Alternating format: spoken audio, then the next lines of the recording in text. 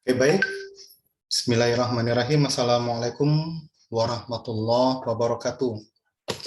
Alhamdulillah, kita bertemu kembali dalam pembahasan.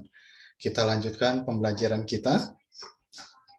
Masih membahas tentang programasi linear. Nah, kali ini kita membahas ini dengan searah.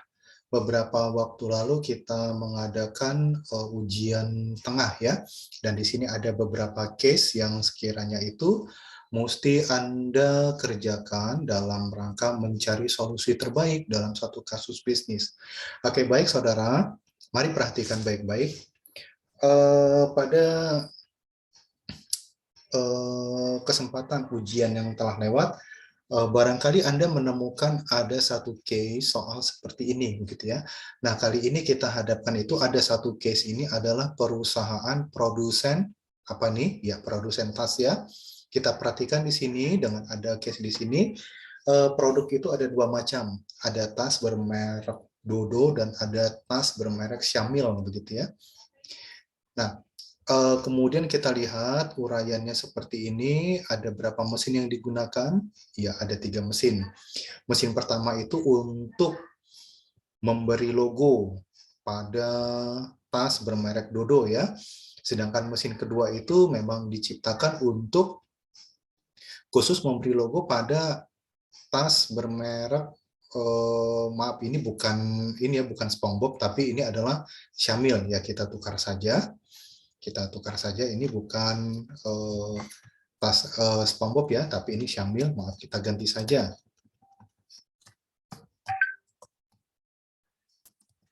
Oke. Ya. Kemudian ada mesin ketiga, ini tugasnya untuk menjahit dan membuat resleting gitu ya. Nah, kemudian kita lihat kalau setiap lusin tas bermerek Dodo ini dikerjakan di mesin pertama itu berapa durasi waktunya? 2 jam. Kemudian tanpa melalui mesin kedua ya untuk tas yang pertama, jadi setelah dari mesin satu nggak ke mesin kedua, langsung ke mesin ketiga. Berapa lama pengerjaannya? 6 jam. Ya, betul. Nah, kemudian kita lihat lagi untuk tas bermerek Syamil. Nah, untuk tas bermerek Syamil ini tidak melalui mesin pertama, tapi dia langsung masuk ke mesin kedua. Berapa lama pengerjaannya? 3 jam. Kemudian dari mesin kedua masuk ke mesin ketiga dikerjakan selama 5 jam. Nah, kemudian kita lihat untuk jam kerja maksimum dari tiap-tiap mesin itu kita lihat ya. Jadi untuk mesin pertama itu jam kerja maksimumnya itu dalam satu hari itu 8 jam. Mesin kedua itu 15 jam dan mesin ketiga itu adalah berapa? Nah, kapasitasnya itu, nah jadi tertingginya itu dia mampu bekerja itu non-stop ya. Dalam kaitan ini dia sekali bekerja itu secara optimal, beriringan bersama-sama. Tadi sudah kita sebutkan, kalau mesin pertama itu dia mampu bekerja itu efektifnya itu di 8 jam, kalau mesin kedua itu 15 jam, sedangkan mesin ketiga itu 30 jam gitu ya. Nah, ini masalahnya seperti ini, saudara. Kemudian kita diminta. Jadi sebenarnya itu berapa idealnya kita memproduksi tas bermerek, maaf ini bukan ini typo juga. Jadi tas ini bermerek Dodo, Bu ya. Ya. Jadi untuk tas bermerek Dodo dan Syamil ini berapa harus dibuat? Nah, kemudian mesin yang digunakan itu agar proses produksinya ini bisa optimal itu mesin yang mana saja kita gunakan gitu ya. Nah, jadi saudara kalau kita mendapati case seperti ini kita nggak usah panik, kita nggak usah bingung seperti apa. Nah, tinggal kita terjemahkan saja gitu ya. Nah, seperti biasa coba kita terjemahkan di sini ada berapa variabel. Nah, untuk menentukan variabelnya di sini kita lihat apa yang dihasilkan. Ada berapa item yang dihasilkan? 2. Nah, berarti ada 2 variabel utama. Kita sebutlah X1 dan X2 gitu ya. Nah, untuk X1 ya dan X2, nah di sini kita sudah dapatkan gitu ya, dan di sini ada kapasitasnya. Oke, nah untuk S1 ini katakanlah kita sebut ini tas bermerek Dodo. Nah, kemudian di sini adalah tas bermerek Syamil, begitu ya. Nah, yang harus kita lihat di sini, kita mempunyai kendala. Apa kendalanya? Nah, kendala itu ada di 3 mesin ini. Kita sebut ini mesin pertama, kemudian berikutnya adalah mesin kedua, kemudian adalah mesin ketiga. Ya, seperti ini, begitu ya. Nah, tadi kita lihat untuk produk pertama, ya. Untuk produk pertama kita lihat dikerjakan di mesin pertama berapa lama? 2 jam, gitu ya. Tanpa melalui mesin kedua, Nah, kemudian langsung ke mesin ketiga berapa lama? 6 jam. Kemudian tas bermerek Syamil kita lihat. Tas bermerek Syamil tidak melalui mesin pertama langsung ke mesin kedua. Ke mesin kedua berapa lama? 3 jam. Kemudian ke mesin ketiga berapa lama? 5 jam. Kemudian tadi sama-sama dapat kita lihat ya, kapasitas mesin pertama. Kapasitas mesin pertama berapa? 8 jam kerja maksimumnya. Mesin kedua 15. Mesin ketiga? Mesin ketiga ya, betul 30. Sudah? Nah, kalau udah seperti ini, nah kan kita lihat ya. Nah, berarti inilah yang menjadi kendalanya. Nah, kita sebutlah di sini kendala pertama, gitu ya. Nah, kemudian berturut-turut kendala kedua dan kendala ketiga.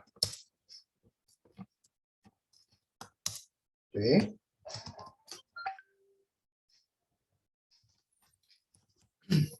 Sudah? Nah, kemudian kita lihat. Nah, kita lihat tas bermerek Dodo ini rencananya itu dijual seharga berapa? Seharga $3. Kemudian tas bermerek Syamil dijual seharga berapa? $5. Inilah kita sebut namanya Z. Oke.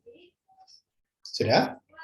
Nah, kemudian dari sini kita sudah kita uraikan ya, seperti apa variabel utamanya. Di sini variabel utamanya, saudara, ada berapa variabel utamanya? Ya, betul, ada 2. Ada variabel satu kita sebut namanya X1 dan X2 gitu ya. Nah, tadi X1 tadi untuk tas bermerek Dodo, kemudian X2 tas bermerek Syamil. Nah, kemudian, nah ini berarti dapat kita terjemahkan ke dalam satu fungsi. Nah, berturut-turut. Nah, kendala pertama ini ada di mesin, nah berarti dapat kita buatkan notasi fungsinya.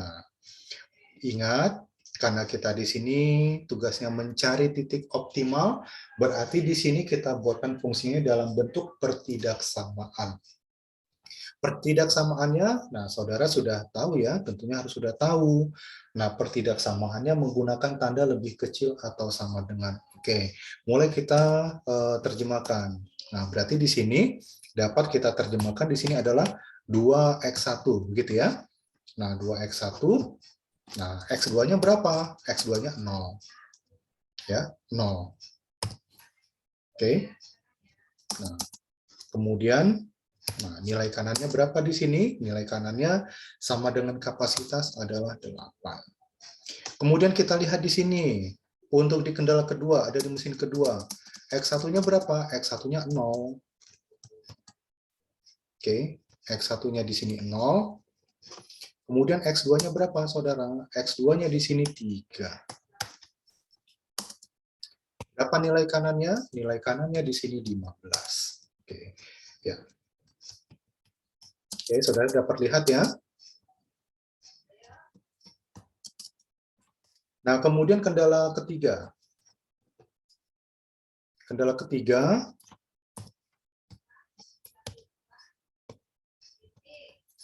ya. Kendala ketiga kita lihat, nah X1-nya berapa? X1-nya ada 6. Kemudian X2-nya berapa? X2-nya ada 5. Oke, nilai kanannya berapa? 30. Sudah? Nah, baru kita lihat Z-nya berapa. 3x1 ditambah dengan 5x2. Oke, saudara? Kita sudah lihat sama-sama ya, seperti ini. Nah, berikutnya bagaimana?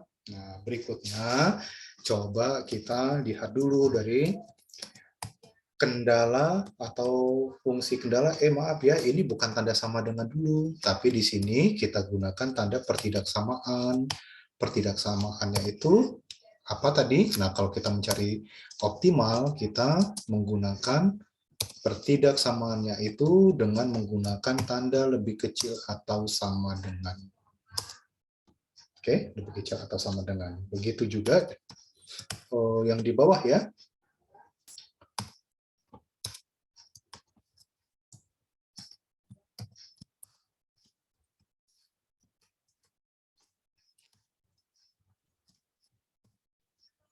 Ya. Oke, nah saudara, nah sekarang berikutnya dari pertidaksamaan ini coba kita uraikan dulu. Ya, kita uraikan dulu. Nah, kita uraikan dulu ya satu persatu. Nah, ini dia fungsi kendalanya. Kita lihat satu persatu fungsi kendalanya. Nah, kalau di sini kita lihat, ya kita ambil umpama, kalau misalkan X1 itu sama dengan, oh di sini habis ya, X2-nya tidak ada, nah berarti di sini dapat dikatakan 2X1 ini sama dengan berapa? Ya, sama dengan 8. Kalau kita mau selesaikan ya kita dapatkan seperti ini. Nah, kalau di sini 3X2, kita buatkan penyelesaiannya di sini sama dengan 15, gitu ya. Nah, oke.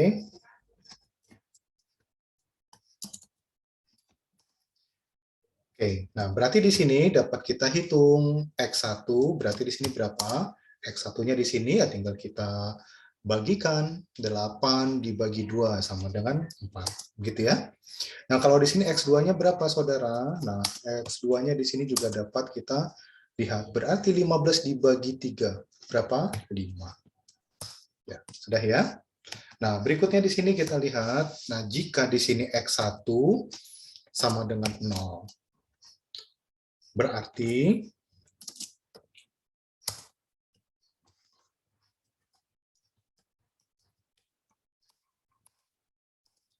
di sini X2 berapa? Nah, berarti di sini X2 dapat kita lihat ya. X2 berarti di sini identik dengan berapa tuh? X2-nya identik dengan 30/5. Jadi berapa? 6. Oke, nah sekarang coba di sini kita balik. Kalau misalkan X2-nya itu adalah 0. Nah, berarti berapa X1-nya? X1-nya itu identik 30 per berapa? 30/6, jadi 5. Oke, 5. Sudah? Nah, masih ingat waktu itu seperti apa langkah penyelesaian berikutnya? Langkah penyelesaian berikutnya, oke, supaya memudahkan kita. Nah, di sini kan ada beberapa titik selidik yang harus kita perhatikan, yang dia mengelaborasikan X1 dan X2. Nah, dari persamaan kendala yang sudah terbentuk sekarang ini, yang mengelaborasikan X1 dan X2 ini yang mana? Oke, nah berarti yang kendala ketiga gitu ya. Nah, kendala ketiga. Oke, nah supaya kita tidak keliru, nah kita perhatikan soalnya di sini kita mencari apa? Kita di sini menentukan berapa lusin produksi daripada X1 dan X2 untuk memaksimalkan laba, dan mesin apa saja yang harus dioptimalkan. Nah, di sini banyak orang yang salah menerjemahkan gitu ya. Nah, ada yang langsung menerjemahkan, nah ini sudah dapat X1, X2-nya. Nah, coba kita buatkan permutasinya itu dengan menggunakan fungsi utama atau fungsi tujuan gitu ya. Langsung diterjemahkan ke dalam Z-nya ini berapa gitu. nggak apa-apa kalau mau melihat seperti itu. Tapi harus kita lihat dulu, ingat waktu itu apa yang pernah saya sampaikan? Coba kita buatkan dulu garis selidiknya. Oke, kita buatkan dulu garis selidiknya, saudara. Coba kita, saya coba mendemonstrasikan membuat garis selidiknya. Oke, seperti ini ya. Nah, supaya mudah, kita lihat dulu.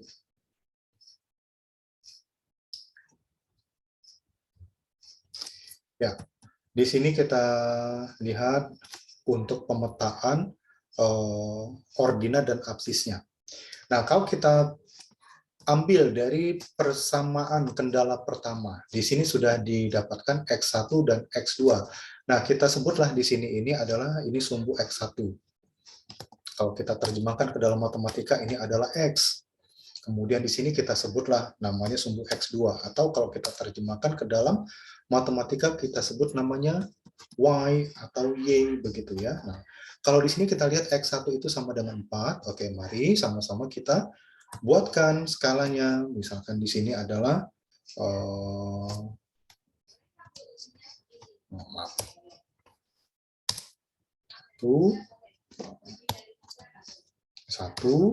2, 3, 4. Nah, di sini ya.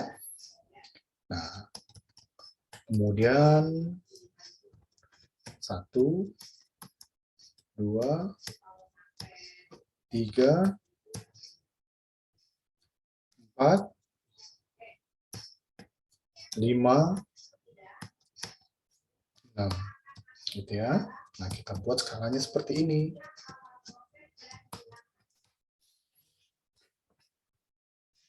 Jika tadi dikatakan X1 itu 4, oke, X1 4, nah, coba kita buatkan seperti ini ya.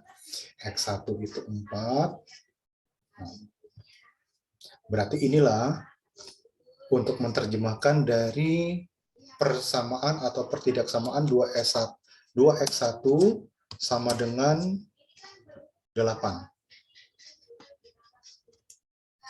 Nah, ini dia. Kemudian kita lihat X2-nya di sini berapa? X2-nya di sini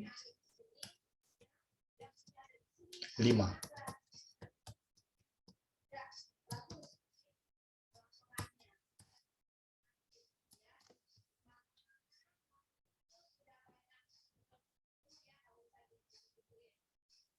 Oke.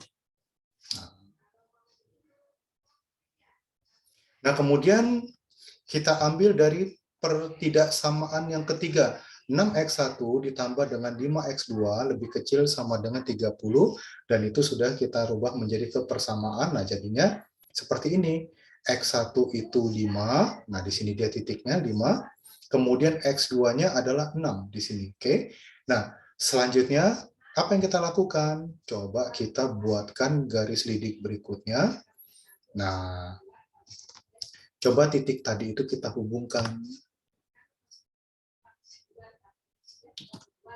Oke. Nah, apa yang kita dapati? Nah, perhatikan di sini.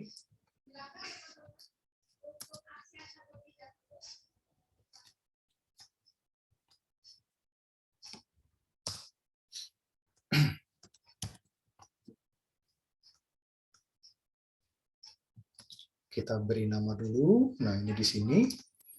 Ini adalah kurva 3x2 sama dengan 15. Ini 2x1 sama dengan 8. Dan di sini 6x1 tambah 5x2 lebih kecil daripada 30. Oke. Nah, jangan lupa di sini kita buatkan arsirannya itu kemana? Ke arah dalam, gitu ya. Nah, ke arah dalam. Nah, di sini coba kita supaya mudah, coba kita beri warna seperti ini saja, gitu ya.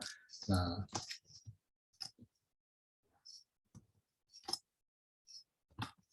ini saya gunakan dengan menggunakan softwarenya Excel. Harapannya kita semua bisa dengan mudah membuatkan grafiknya seperti ini, saudara. Oke. Oke, artinya di sini sudah menjadi pada kendala pertama 2x1 tambah 2x1 tambah 0 sama dengan 8 atau 2x1 sama dengan 8, ini dia. Kemudian 3x2 sama dengan 15. Nah, otomatis ini sudah menjadi pembatas. Oke, nah pembatas. Artinya area yang mau kita cari itu sebelumnya adalah area yang saya beri tanda di sini. Tapi setelah di sini dipertemukan dengan kendala ketiga, 6x1 ditambah 5x2 lebih kecil sama dengan 30. Nah, ini dia garis lidiknya. Nah, kemudian area yang mau kita cari juga pun sudah bergeser. Artinya apa? Hanya sepanjang daripada, perhatikan di sini. Nah, yang bersinggungan dengan titik dari pertidaksamaan ketiga. Nah, ini dia ya, area di sini.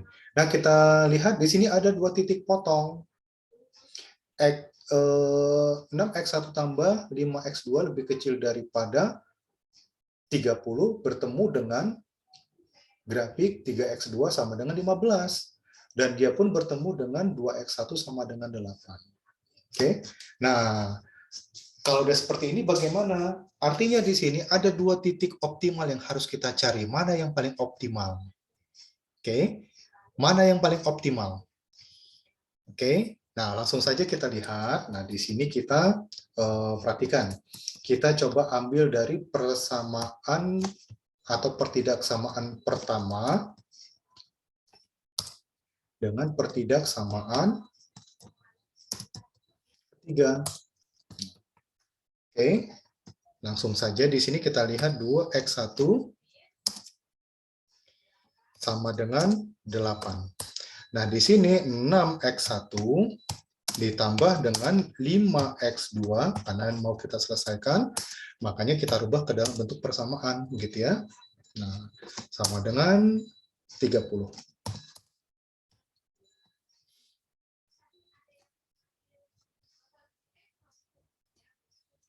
Oke. Kalau udah seperti ini, kita sudah dapat ya, x1 tadi berapa? X1-nya di sini 4. Nah, sekarang coba kita terjemahkan ke dalam fungsi persamaan yang sudah kita bentuk. Nah, dari 6x1, nah berarti 6x1 ini identik dengan 6 dikali 4, kan begitu ya? Dikali 4, berapa? 6 dikali 4, 24. Oke, 24 ditambah dengan 5x2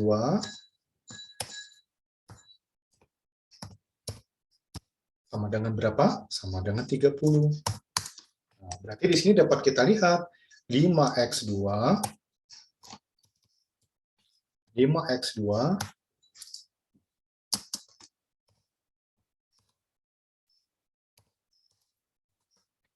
identik dengan 30 dikurang 24. Berapa? Ya. 30 dikurang 24. Berapa, Saudara? Ya. Tinggal kita hitung X2-nya berapa. Oke.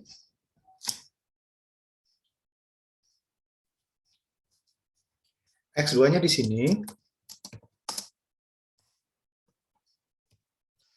6 dibagi dengan 5.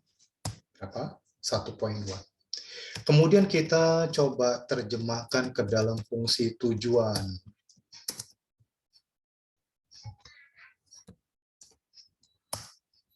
Oke. Nah, jadi berapa Z-nya di sini?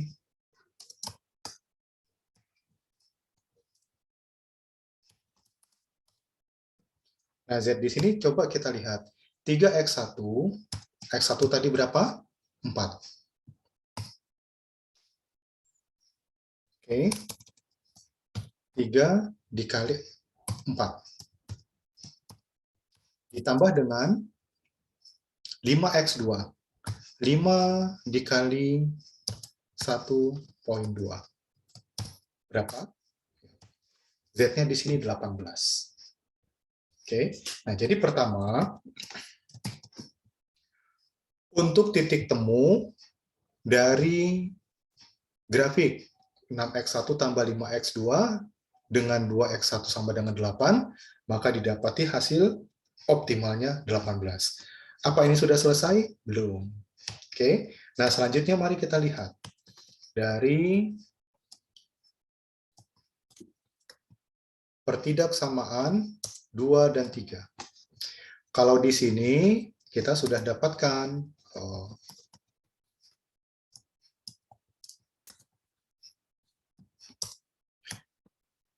0 ditambah 3x2 lebih kecil sama dengan 15. 6x1 ditambah 5x2 lebih kecil daripada 30. Oke, nah langsung saja coba kita selesaikan seperti apa. Nah, kalau di sini tadi 3x2 sama dengan 15 berarti sudah ketahuan di sini. X2-nya berapa? 5. Oke, X2-nya 5. Langsung saja di sini kita lihat 6x1 ditambah dengan 5x2 sama dengan 30. Nah, kalau X1-nya, X2-nya sudah ketahuan 5, ya berarti tinggal kita hitung saja ya. 6x1 ditambah, ditambah berapa?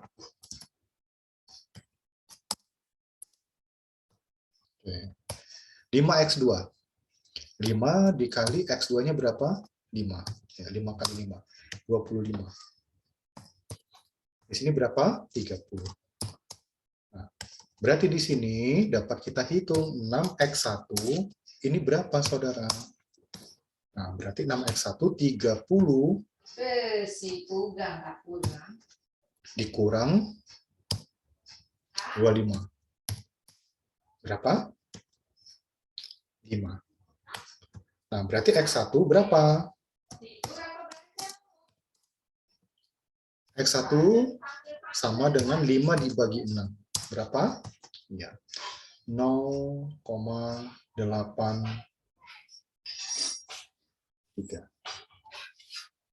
So, baik, saudara, kita langsung kepada fungsi tujuan. Di sini ada Z sama dengan 3x1 ditambah dengan 5x2. Oke, nah jadi Z ini berapa sekarang? Nah, Z ini mari sama-sama kita hitung. 3x1, x1 tadi berapa? X1-nya adalah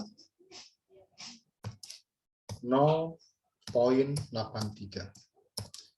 Ditambah berapa? 5x2. 5 dikali x2 berapa? 5. Berapa? Berarti di sini 27,49. Nah, kita buatkan pembulatan. Nah, ingat pembulatan itu kita menggunakan metode round up. Jadi kita naikkan ke atas. Berarti ini menjadi berapa? 28. Nah, berarti di sini dapat kita lihat, nah, kita perbandingkan mana Z atau nilai maksimum tertinggi. Ketika terjadi singgungan pertidaksamaan 1 dan 3, atau persinggungan antara pertidaksamaan 2 dan 3. Ya, tentunya kita sepakat ya, ketika terjadi persinggungan 2 dan 3. Ini dia. Hasilnya 28. Nah, berarti di sini yang kita ambil titik optimalnya adalah, nah, saudara dapat lihat di sini, kita coba kita identifikasi dulu ya. Nah, seperti ini.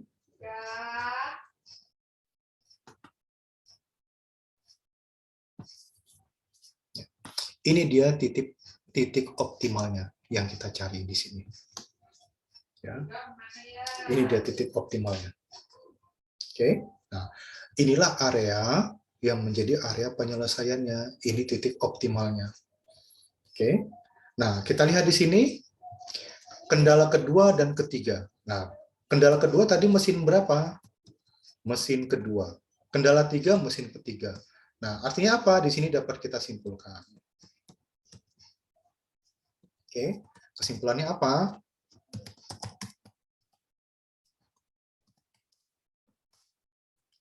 Nah, pertama, untuk menyelesaikan permasalahan dapat diidentifikasi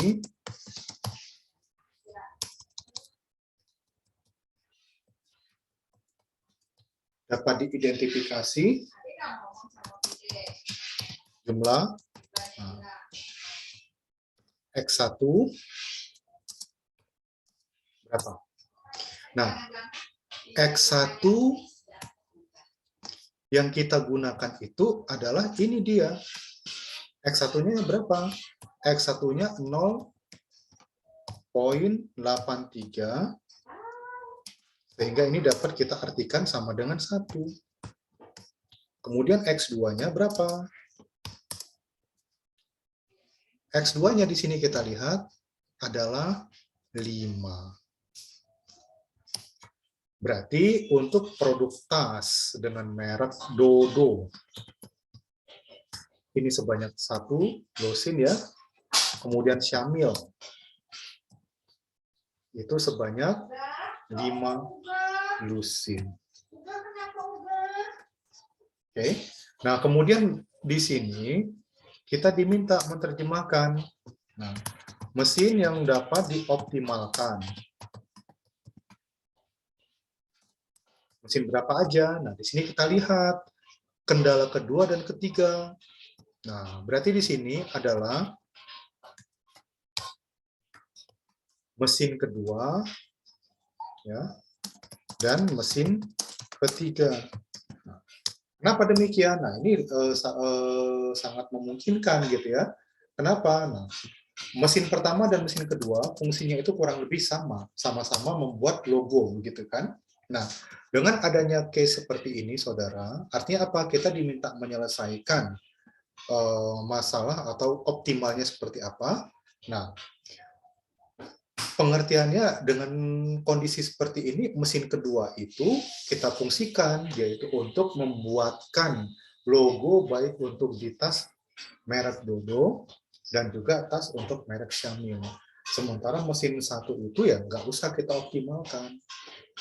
Mesin 3 tetap berfungsi seperti biasa.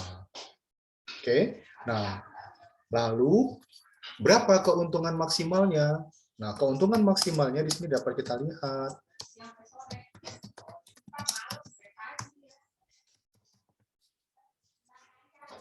Di sini Z ya.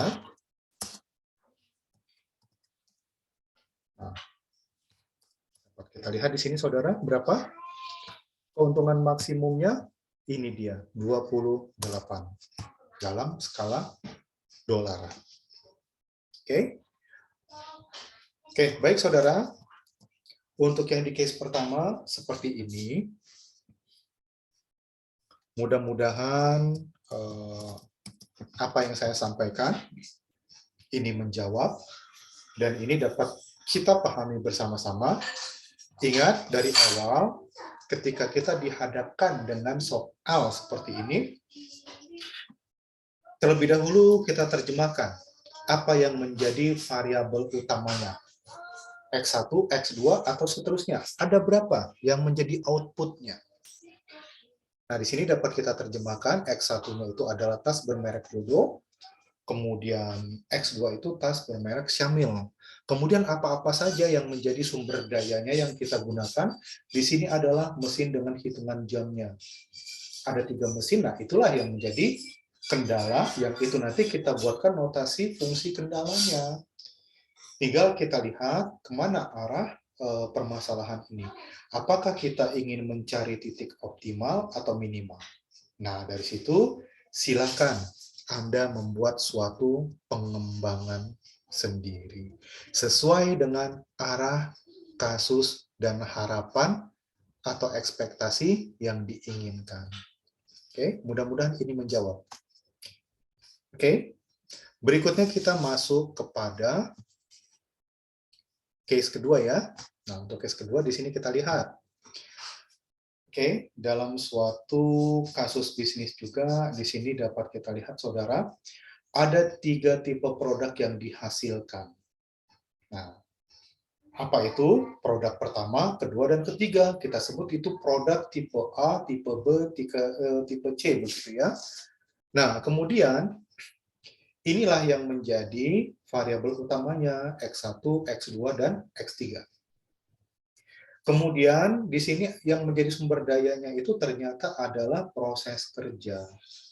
Nah, proses kerja ini yang menjadi kendala. Ada 3 proses. Apa itu?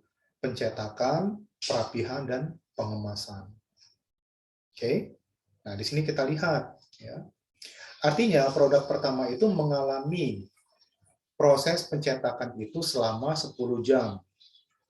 Kemudian masuk pada proses berikutnya, proses perapihan selama 5 jam, dan pengemasan itu berapa jam? 5 jam ya. Kemudian tipe B dapat kita lihat proses pencetakannya itu adalah berapa? Ya, 20 jam. Perapihannya itu adalah 6 jam dan pengemasan itu adalah 3 jam. Kemudian produk tipe C yang kita sebut X3 juga, kita lihat pencetakannya itu mengalami masa 15 jam, proses perapihannya 10 jam, dan pengemasannya 5 jam. Nah, sama-sama kita lihat alokasi waktu dari masing-masing proses. Untuk pencetakan, ini membutuhkan alokasi waktu itu adalah 12 jam. Perapihan itu 46 jam dan pengemasan 12 jam. Nah, di sini saudara dapat kita lihat masing-masing produk ini ditargetkan. Ya, ditargetkan ini membawa harga masing-masing per unitnya itu untuk produk tipe A itu adalah $11, tipe B adalah $16, tipe C adalah $15. Oke. Nah, oke, baik, berikutnya. Dengan case seperti ini, artinya apa? Kita didorong ini, nggak mungkin lagi kita menyelesaikannya dengan menggunakan metode grafik. Nah, kita menggunakan metode bantuan berikutnya. Kita sebut namanya metode simplex. Nah, karena ini diarahkan kita mempunyai ekspektasi untuk mencari titik optimal. Nah, oleh karenanya kita membuatkan penyelesaian dengan metode simplex untuk orientasi maksimasi atau memaksimalkan. Nah, langsung saja kita lihat. Saya coba terjemahkan dari fungsi tujuan. Nah, fungsi tujuannya ini tadi ya, 11x1 ditambah dengan 16x2 ditambah dengan 15x3. Dari mana datangnya? Dari sini. Ya. Yang sudah kita uraikan ini. Nah, kemudian, kita sebutlah ini kendala pertama.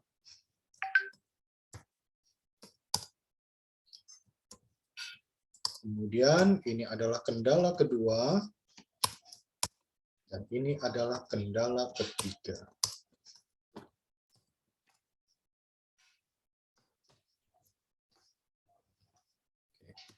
Nah, untuk kendala pertama, mari kita terjemahkan fungsi kendalanya. Kita menggunakan pertidaksamaan. Apa nih? Maksimasi berarti kita menggunakan pertidaksamaan lebih kecil atau sama dengan 10x1 ditambahkan dengan 20x2 ditambahkan dengan 15x3.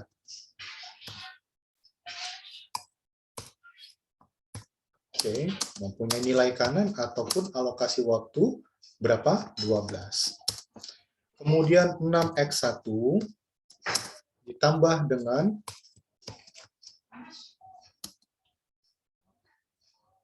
6x2, kemudian ditambah dengan 10x3.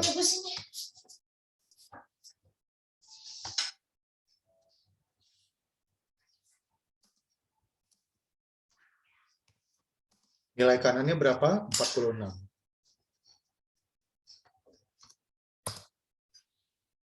Kemudian di sini 5x1 ditambahkan dengan 3x2 ditambahkan dengan 5x3. Nilai kanannya berapa? 24. Oke, ya. Saya coba rapikan dulu ya supaya mempermudah kita untuk mengidentifikasinya ya. Jadi ya ini memang stylenya siapapun yang mengerjakan. Kalau saya selalu dibuatkan seperti ini. Coba kita rapikan dulu persamaannya supaya mudah kita mengidentifikasinya. Oke, selesai. Sudah kita rapikan. Nah, berikutnya setelah kita terjemahkan, kita tindak lanjutinya atau kita selesaikan seperti apa.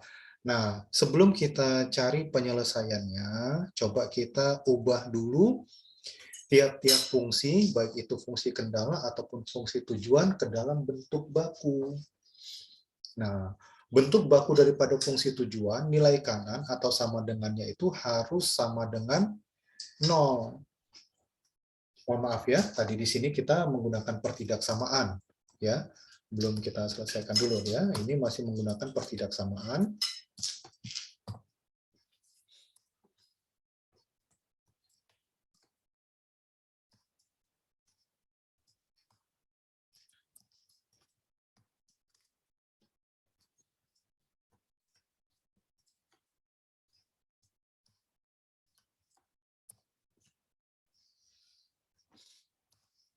Ya. Oke, nah tadi saya katakan, mari kita ubah dulu ke dalam bentuk baku. Nah, kita mulai dari fungsi tujuan dulu. Kalau ini kita rubah dalam bentuk baku, nah berarti di sini kita terjemahkan Z itu, ya, kalau harus sama dengan 0, berarti semua variabel kita pindahkan ke sisi kiri. Ya. 11x1 dikurangi dengan 16x2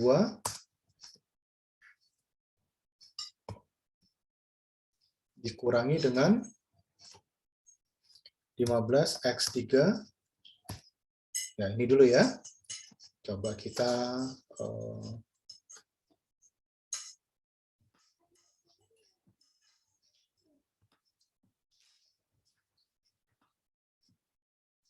Oke. Nah, sekarang coba kita terjemahkan yang fungsi kendala. 10x1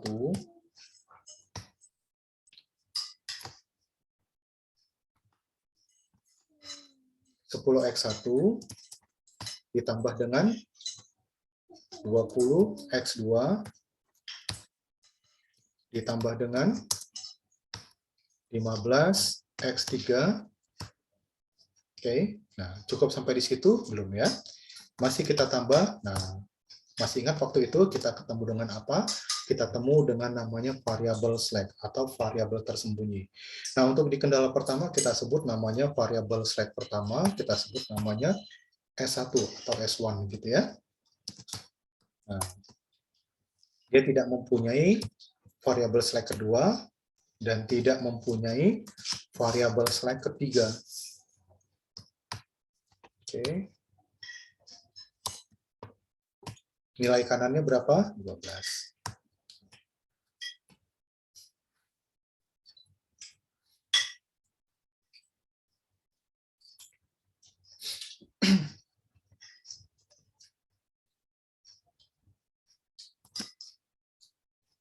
Oke, berikutnya.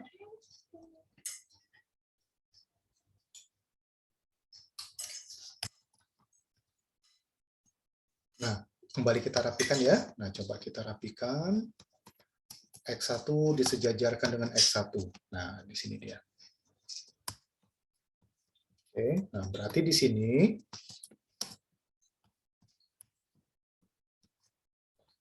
untuk fungsi tujuannya sudah bisa mengikuti karena dia belum ada X1, belum ada variabel slack kedua dan ketiga. Nah, baru di sini sama dengan 0.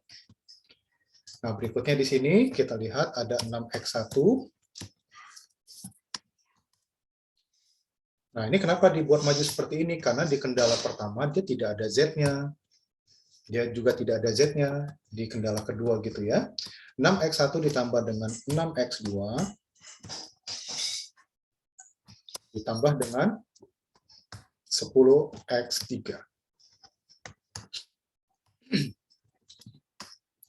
Pada kendala kedua tidak ada variabel slack pertama, adanya variabel select kedua. Kita tempatkan urutannya di urutan kedua ya.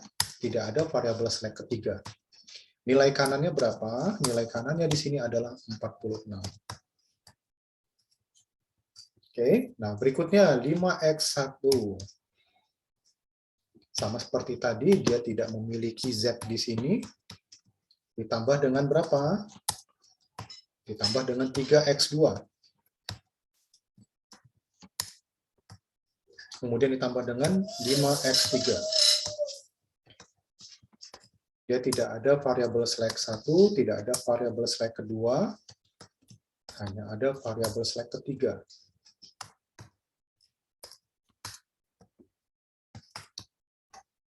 Oke, baik saudara, sama-sama kita lihat. Semua fungsi, baik fungsi tujuan atau fungsi kendala, sudah kita tukar ke dalam bentuk baku. Nah, seperti ini dia tampilannya ya. Nah, berikutnya apa? Untuk penyelesaiannya, kita harus membuat variabel simplex. Nah, seperti ini. Nah, ini udah saya persiapkan di awal untuk mempermudah dan mempercepat saja, gitu ya. Nah, kita lihat untuk variabel dasarnya di sini ada variabel untuk variabel dasarnya kita pinjam dari Z ya, yang merujuk kepada fungsi tujuan. Ada S1 yang merujuk kepada fungsi kendala 1, S2 kendala 2, dan S3 untuk kendala 3.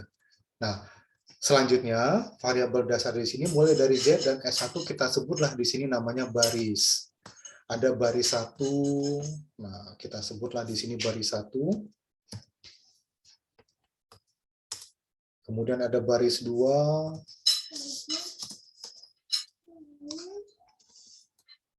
Kemudian ada baris 3. Kemudian ada baris 4. Nah, seperti ini ya.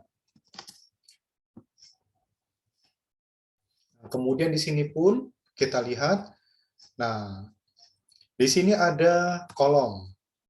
Kolom ini menggambarkan variabel. Ya.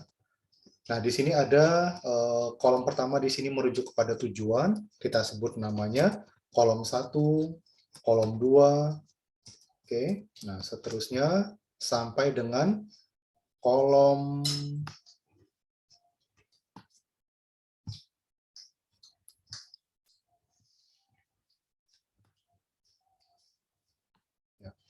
selanjutnya merujuk kepada kolom yang menempatkan pada variabel select ketiga.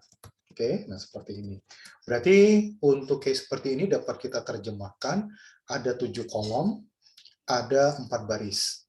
Kemudian di sini ada 1 kolom, inilah disebut namanya NK atau nilai kanan, dan di sini ada indeks. Nanti akan kita lihat indeks ini seperti apa. Nah, langsung saja kita tempatkan pada baris pertama baris Z. Nah, ini dia. Z-nya di sini ada berapa pada baris pertama? Z-nya di sini ada 1. Kemudian X1-nya ada berapa? X1-nya di sini ada minus 11. Kemudian di sini ada minus 16. Kemudian di sini ada minus 15. Nah, pada baris Z tidak ada variabel select. Nilai kanannya juga 0. Kemudian untuk baris kedua ini adalah S1 dari kendala 1 ya. Tidak ada Z di sini. X1-nya ada 10. X2-nya ada 20. X3-nya ada 15. S1-nya 1. S2 dan S3 tidak ada. Nilai kanannya 12. S2 dapat kita lihat Z-nya tidak ada. X1-nya di sini 6. X2-nya 6, X3-nya 10, S1-nya tidak ada, S2-nya 1, S3-nya tidak ada, nilai kanannya di sini 46. Oke. Nah, S3 di sini dapat kita lihat. Ya.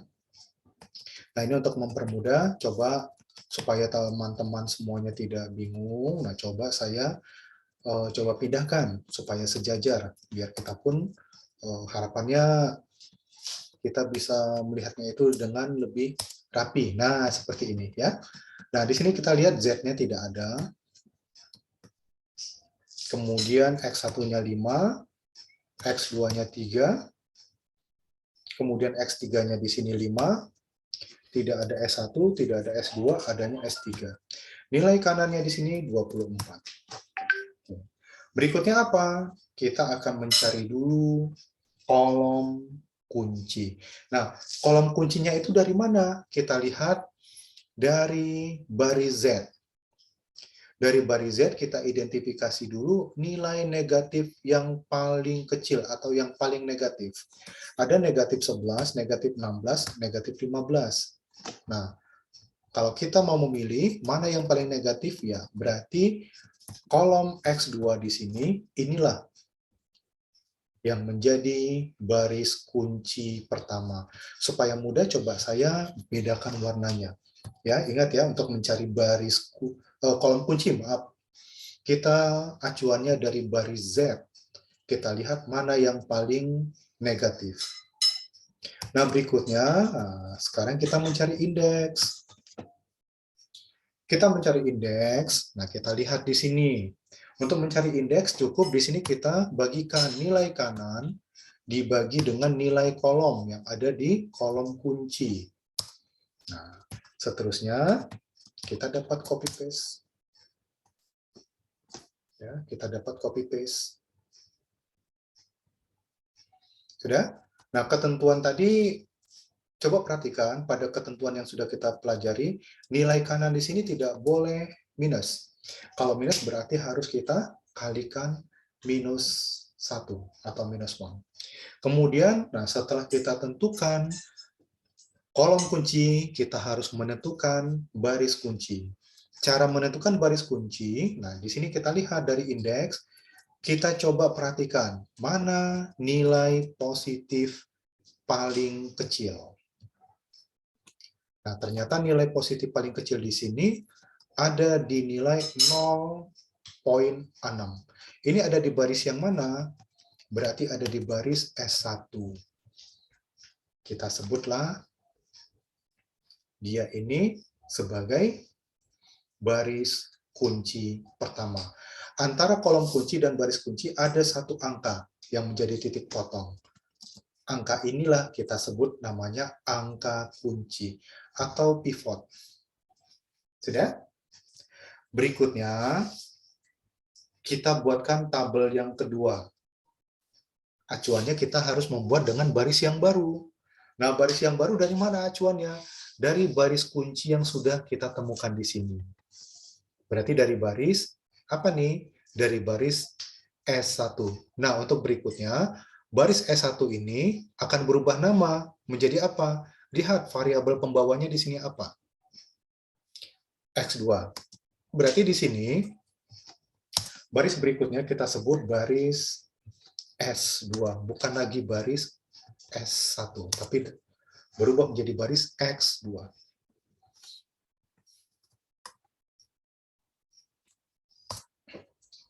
Nah, baris X2 inilah yang menjadi baris baru sebagai acuan baris pertama. Caranya, semua angka yang ada pada baris atau kolom yang lama, kita bagi dengan angka pivot atau angka kunci.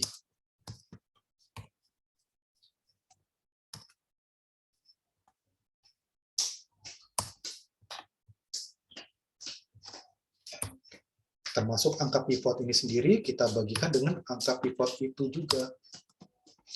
Semua yang ada di baris atau kolom yang lama ini, kita bagikan dengan angka kunci atau angka pivot.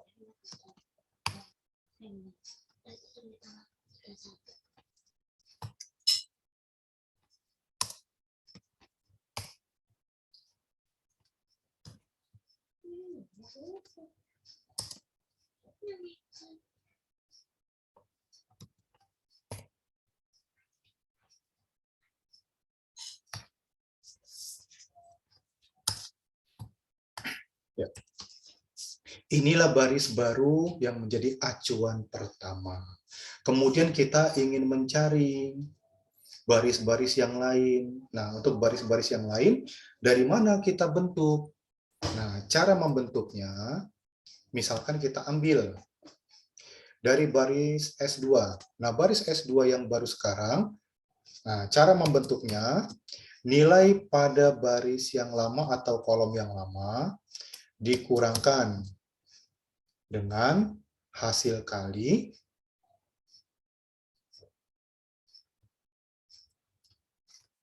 baris atau kolom yang lama dikali dengan baris pada nilai pada baris baru, ya. Nah, ini dia. Oke. Ingat, nilai pada baris atau kolom yang lama dikurangkan dengan hasil kali nilai pada baris atau kolom yang lama itu dikalikan dengan angka pada baris yang baru. Oke, nah seterusnya ini sama. Oke. Berikutnya kita hitung untuk yang baris S3 ya, maaf.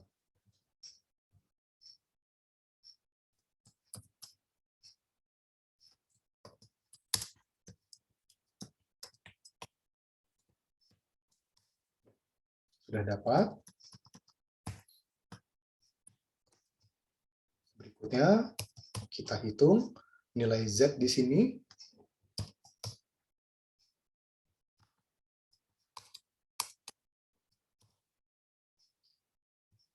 Ya, seperti tadi ya, nilai pada baris atau kolom yang lama dikurangkan dengan hasil kali nilai pada baris atau kolom yang lama dikalikan dengan nilai baris yang baru.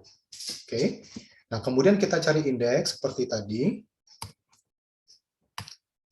Oh, maaf, sebelum kita cari indeks, kita identifikasi dulu yang mana sekarang yang menjadi kolom kunci. Ingat, kaidahnya adalah nilai dengan nilai negatif paling rendah pada baris Z. Kita lihat. Nah, berarti dapat kita lihat pada kolom X1, inilah kita sebut namanya kolom kunci pada tabel yang kedua. Kita bedakan saja warnanya supaya mudah. Nah, baru berikutnya kita cari indeks seperti tadi, angka nilai kanan dibagikan dengan nilai pada kolom kunci. Ya, sudah kita dapat? Oke, sudah kita dapat. Oke. Ya. Sudah? Berikutnya kita ingin mencari nilai positif terkecil dari indeks ya. Nah, kita lihat di sini ada 1.2, 6.3, dan 3,84. Nah, untuk 1.2 ini karena dia sudah menjadi baris pembawa variabel X2, maka ini jangan kita cari lagi. Nah, berikutnya, nah kita lihat antara 6.13 dan 3.84, nah berarti di sini dia. Inilah yang menjadi baris kunci yang baru. Titik potong dari baris kunci dengan kolom kunci, ini ada angka 2.5, inilah yang kita sebut dengan angka kunci yang berikutnya, atau kita sebut angka pivot. Nah, berikutnya kita akan membuatkan tabel simplex yang ketiga. Oke. Nah, berarti kita lihat S3 di sini sudah berubah namanya, bukan lagi baris S3 tapi X1.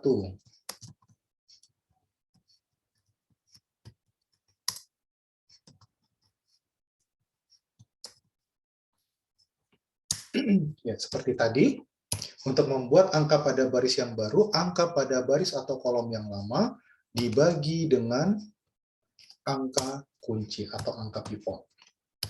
termasuk angka pivot sendiri atau angka kunci sendiri, kita bagi dengan angka kunci itu juga.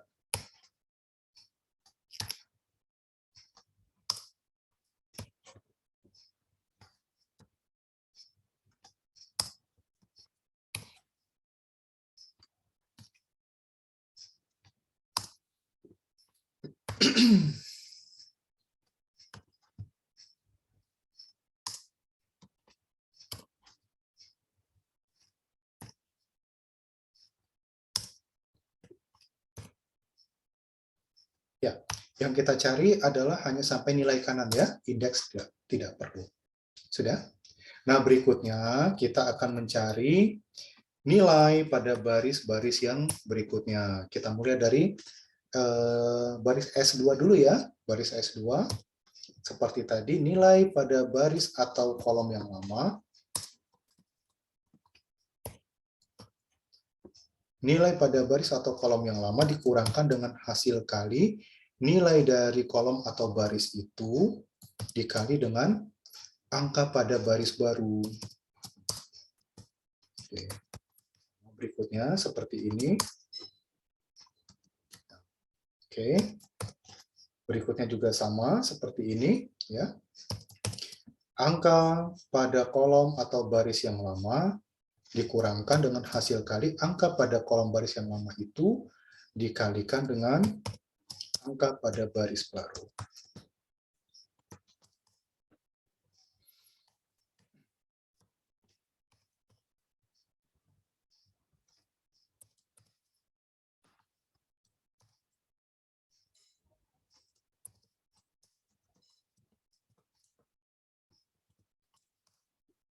Oke. Nah, berikutnya kita lihat pada baris Z masih ada angka negatif. Nah, angka negatif itu tinggal dimiliki oleh baris pada kolom pada X3 ya.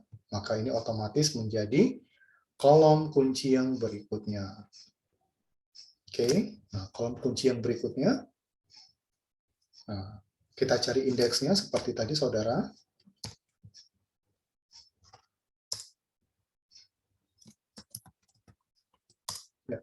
Nah, di sini kita lihat tadi ketentuannya tidak boleh nilai kanan itu negatif. Kalau masih ada yang negatif, kita kalikan dengan -1.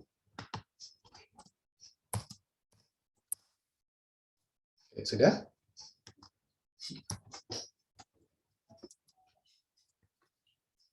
Oke, Saudara, di sini dapat kita lihat, nah, tinggal baris pada X1. Berarti ini yang aklamasi kita ambil menjadi baris kunci berikutnya. Nah, angka pada titik potongnya inilah yang menjadi angka kunci berikutnya. Oke.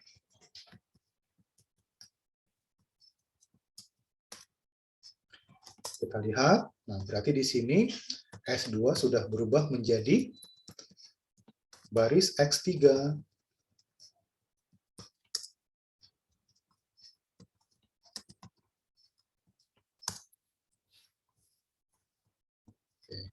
Berikutnya di sini kita lihat, kita harus mencari baris yang baru.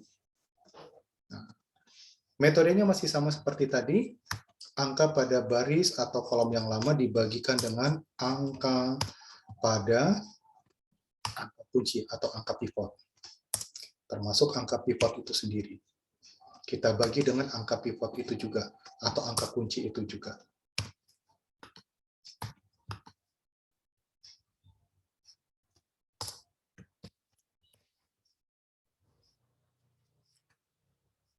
Terus kita bagikan ya dengan angka kunci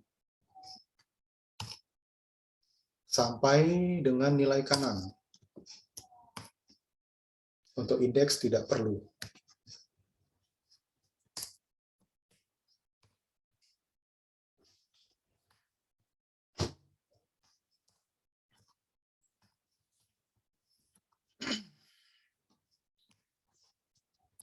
Untuk baris X2 yang baru, masih ingat kan? Angka pada baris atau kolom yang lama dikurangkan dengan hasil kali baris pada kolom atau angka yang lama itu dikalikan dengan angka pada baris yang baru.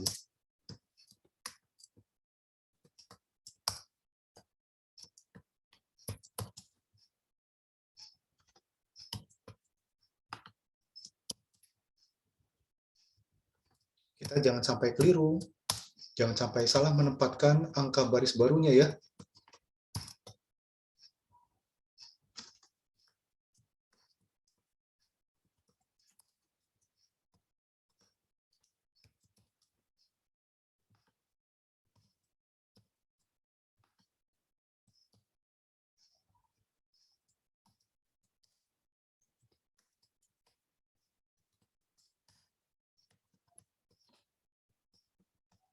Oke, saudara, kita lihat pada tabel yang keempat atau tabel berikutnya ini kita lihat, kita perhatikan pada baris Z.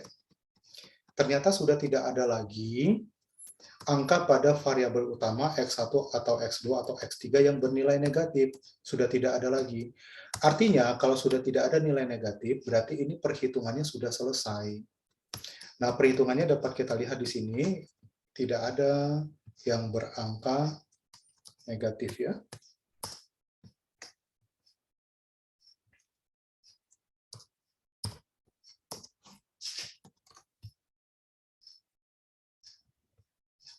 Tidak ada yang berangka negatif. Nah, di sini dapat kita lihat. Oke. Artinya apa? Kalau sudah tidak ada angka negatif pada baris Z, artinya ini sudah selesai. Tidak perlu kita cari lagi. Nah, perhatikan angka pada nilai kanan. Inilah yang menjadi hasil ataupun himpunan penyelesaian atau hasil hitungnya. Artinya di sini dapat kita buatkan kesimpulan. Kesimpulannya tadi kita lihat, kita kembalikan di sini, kita diminta mencari nilai maksimum profit dan berapa banyaknya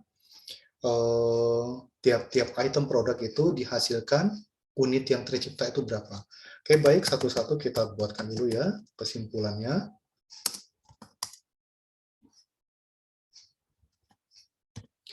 Oke, kesimpulannya di sini ya, untuk mendapatkan hasil laba atau profit maksimal, maka perusahaan harus memproduksi item ataupun produk sebagai berikut.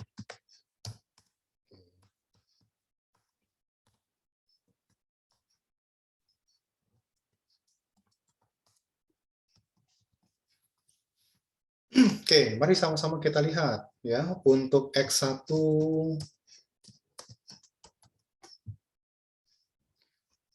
untuk X1-nya berapa?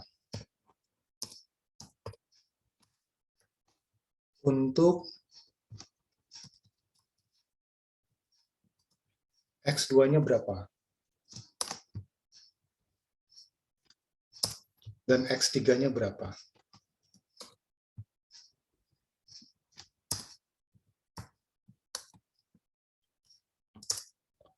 Nah, kita lihat tadi hasil perhitungan akhirnya sudah kita dapatkan. X1-nya berapa tadi? X1-nya di sini adalah 156. Oke. Karena ini sudah menjadi suatu himpunan penyelesaian hasil akhir, maka kita buatkan suatu pembulatan. Pembulatan itu kita menggunakan metode round up ya, kita bulatkan ke atas. Untuk X2-nya berapa? Untuk X2-nya ini pun harus kita bulatkan, kita naikkan ke atas ya. Kemudian untuk X3-nya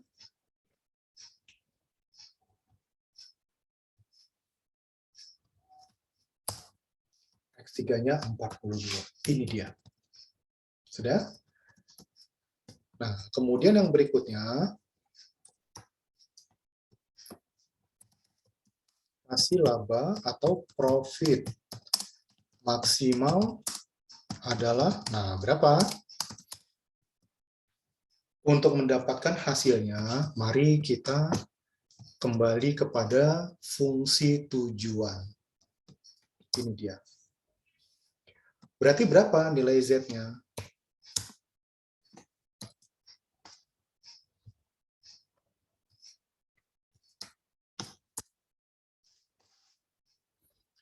Berarti nilai Z-nya, langsung saja kita hitung ya.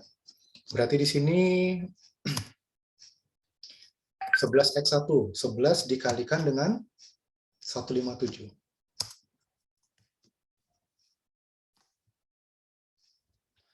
Kemudian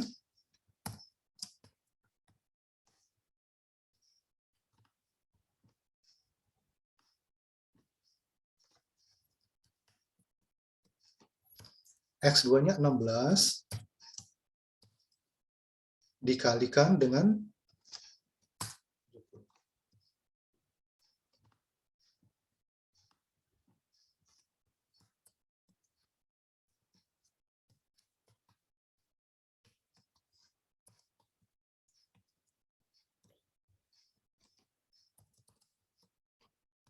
X3-nya 15 dikali dengan 42.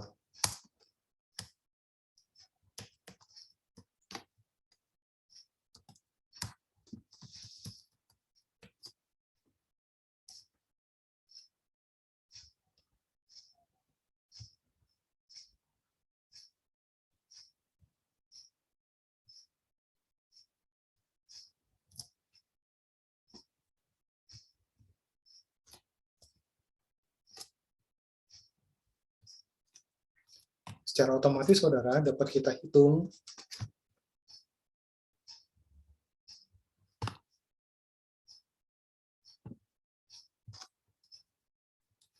Z-nya ini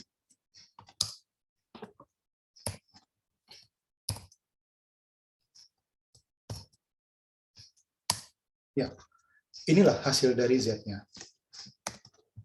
Berapa Z-nya? 3, 4, 7, 7. Ini hasilnya. Oke. Artinya,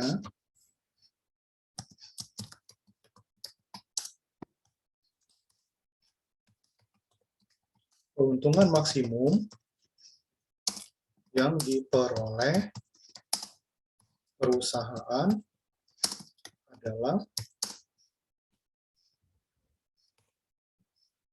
tadi berapa dolar?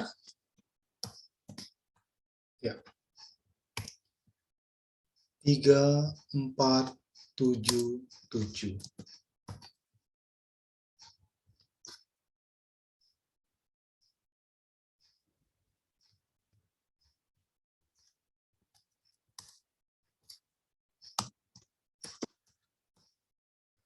Oke, baik saudara. Cukup ya. Nah, inilah yang menjadi hasilnya. Dari kasus bisnis seperti ini, kita lihat apa yang menjadi outputnya adalah X1, X2, X3 atau produk tipe A, tipe B, tipe C. Kemudian untuk kendalanya adalah proses kerja, mulai pencetakan, perapihan, dan pengemesan. Dari masing-masing proses itu, alokasi waktunya dapat kita lihat 12 jam, 46 jam, dan 24 jam. Nah, dari case seperti ini, akhirnya dapat kita lihat untuk memproduksi produk tipe A, gitu ya. Untuk produk tipe A atau di sini X1, dibutuhkan 157. Kemudian untuk produk tipe B atau di sini X2-nya, dibutuhkan 70.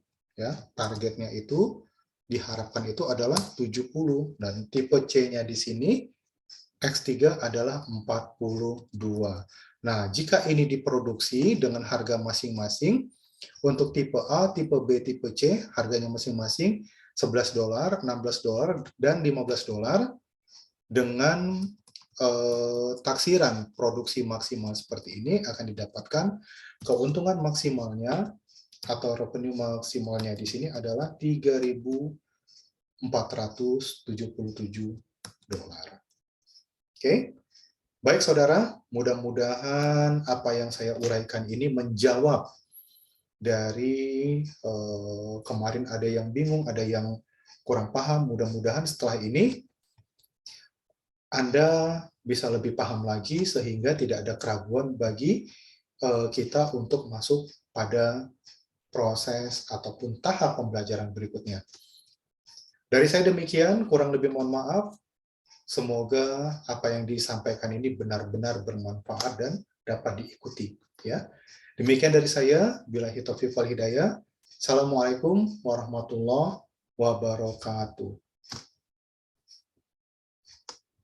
Oke, nah selanjutnya saya mohon izin karena rekaman ini harus di stop.